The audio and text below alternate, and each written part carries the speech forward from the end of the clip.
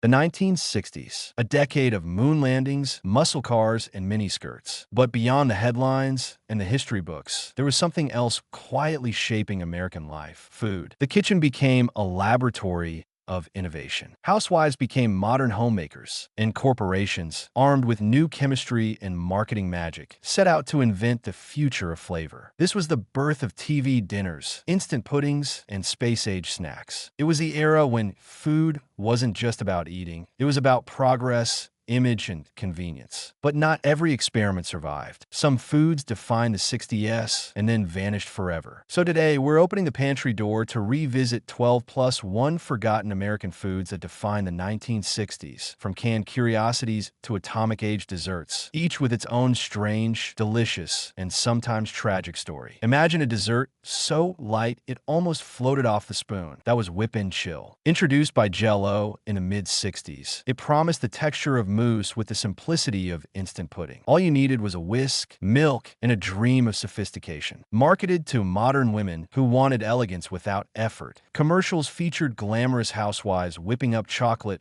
or strawberry Whip and Chill in pastel kitchens. For a few years, it was the dessert of the future. But the future moved on. By the 1980s, it quietly disappeared, replaced by real mousse and 1,000 ready-made alternatives. Still, for many Americans, the taste of Whip and Chill is the taste of Sunday afternoons, light, fluffy, and gone too soon. It was elegance in a box, until America lost its appetite for convenience. In the cereal aisle of 1965, Corn Crackos stood out like a dare. It was crunchy, sweet, and strange. Marketed as the cereal with a crackly sound, it was Post's attempt to challenge Kellogg's dominance with a wilder, louder breakfast. Kids loved it, parents didn't. The name itself sparked controversy. Crackos. It didn't age well, even back then. Despite a short-lived run and bizarre TV commercials featuring animated, crackling corn men, the cereal vanished by the end of the decade. Today, boxes of Corn Crackos sell for hundreds online, not for the flavor, but for the memory of when breakfast still had attitude. A cereal too loud for breakfast and too strange to survive. Before protein bars became a billion-dollar industry, there were Carnation breakfast bars. Released in 1967, they were promoted as the complete breakfast in a bar. You didn't need a bowl, a spoon, or even time. Carnation used the language of science, nutritional balance, energy release, modern metabolism.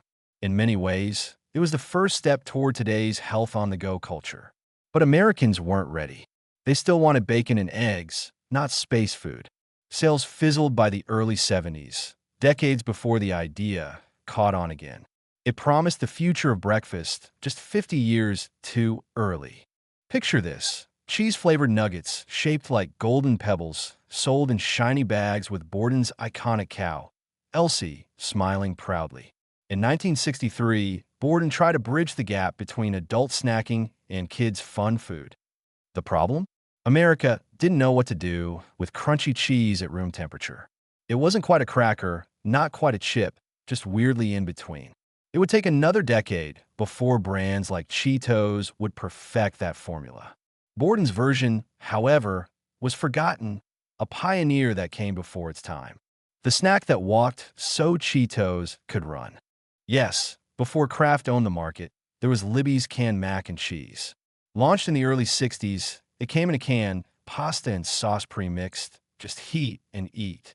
The pitch was convenience, the flavor less convincing. The texture was rubbery, the cheese sauce separated easily, and the color looked like something NASA rejected for space travel. Still, for a nation obsessed with time-saving, it was an instant hit, at first. But once frozen dinners improved and people discovered stovetop mac again, the canned version became a culinary punchline. It promised comfort, but delivered confusion. This one wasn't just food. It was science. Developed by Pillsbury for NASA, space food sticks were soft, chewy energy bars meant to fuel astronauts and kids on Earth. They came in chocolate, caramel, and peanut butter, sold in futuristic silver packaging. Every bite promised the thrill of outer space. For a while it worked. Kids pretended to be astronauts. Parents felt modern. But after the Apollo missions ended, so did the fascination. Space food sticks faded from shelves by the late 70s, only to become a cult legend decades later. Born in space, forgotten on Earth. Before Tony the Tiger roared, there was Big Otis the Scotsman, the odd mascot of Kellogg's OKs, a 1960s oat-based cereal that tried to blend health and fun. Shaped like tiny little OS and KS, it was supposed to stand for Oats plus Kellogg's equals OK. But kids didn't care about fiber. They wanted marshmallows and color. Even a mascot confused audiences, a burly man in a kilt shouting OK in every ad. Within a few years, the product disappeared, quietly replaced by something far more exciting: Frosted Flakes. Still, OKs were the symbol of a simpler time, when breakfast was still pretending to be good for you. It was healthy, wholesome, and hopelessly boring. Long before microwaves took over, there was the Swanson TV banquet dinner. Launched in the late 1950s but booming through the 60s, these aluminum tray meals promised a restaurant-style experience right from your living room couch. The packaging showed steak, fried chicken, and apple pie, all together under foil. Families would gather around black and white TVs, eating in silence, united by convenience. But the dream faded as Americans realized the meals tasted like cardboard and salt. By the 1970s, TV dinners had become a cultural punchline, a symbol of artificial living. It brought the future home and left the flavor behind. Drop a tablet into water and fizz. You got instant soda. That was Fizzies, introduced in 1962 by Emerson Drug Company. They came in grape, orange, and root beer, and every kid in America wanted them. It was like science class in your kitchen. But then came the health warnings: too much cyclamate, a banned artificial sweetener. Fizzies disappeared in the late 60s, briefly returned decades later with safer ingredients, but the magic was gone. For a generation of kids, though, Fizzies were pure alchemy. It turned water into soda, and childhood into science fiction. Before mug cakes and box brownies, there was snack and cake, Betty Crocker's one-bowl miracle. Just mix water, bake, and you had a soft, snack-sized cake right out of the oven. It felt revolutionary. No eggs, no fuss, no dishes. The ad said, "You make it right in the pan." And America loved it. Then came the 70s, and snack cakes like Twinkies stole the spotlight. Betty's simple innovation faded away, remembered only in yellowed recipe cards and family nostalgia. It made baking effortless, maybe too effortless. If you grew up in the Midwest, you remember Jolly Good soda, a local favorite that somehow felt national. Produced in Wisconsin since the early 60s, it came in bold, colorful cans and classic flavors like cherry, orange, and root beer.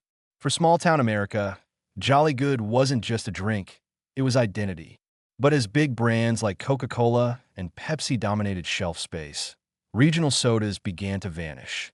By the late 1980s, Jolly Good was nearly gone, though a few nostalgic revivals have tried to bring it back. It was more than soda.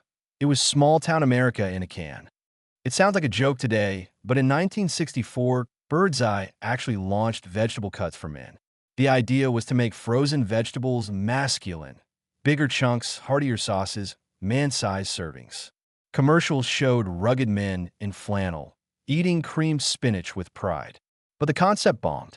No one wanted gendered vegetables. Still, it remains one of the strangest relics of 1960s marketing, when even peas were trying to prove their masculinity. Because nothing says manhood like frozen creamed spinach. Yes, this one actually existed. In 1974, Gerber, the baby food company, tried to expand into the adult market with Gerber singles, pureed beef, spaghetti, and blueberry delight, packaged in baby food jars. The tagline was "for single adults on the go." The public response? Horror. No one wanted to eat out of a baby jar. It became an instant marketing disaster and vanished within a year. Technically from the early 70s, it was born from 60s thinking, the idea that convenience was everything, even at the cost of dignity. Because being single didn't have to mean eating like an adult. The 1960s were more than just a decade of food. They were a decade of dreams. Every product was a promise that science would save time, that progress would make life delicious. Some of those promises lasted. Others, like our 12 plus one forgotten snacks, simply disappeared. But each one tells a story about who we were. Optimistic, curious, and willing to taste anything once. Because in the 1960s, food wasn't just food. It was the future served on a plate. Maybe the real flavor of the 60s wasn't in what we ate, but in what we dared to imagine.